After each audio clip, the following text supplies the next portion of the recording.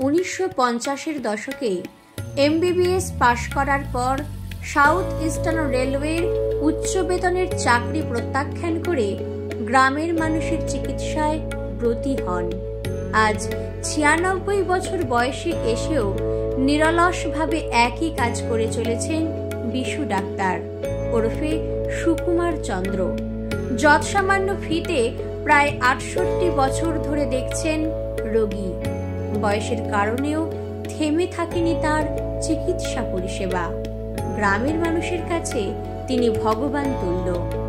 পশ্চিমবঙ্গ সরকারের তরফ থেকে জীবনকৃতি পুরস্কারে ভূষিত মাননীয় ডক্টর সুকুমার চন্দ্র মহাশয়কে উড়ান মানব সম্মাননা দিতে পেরে আমরা গর্বিত।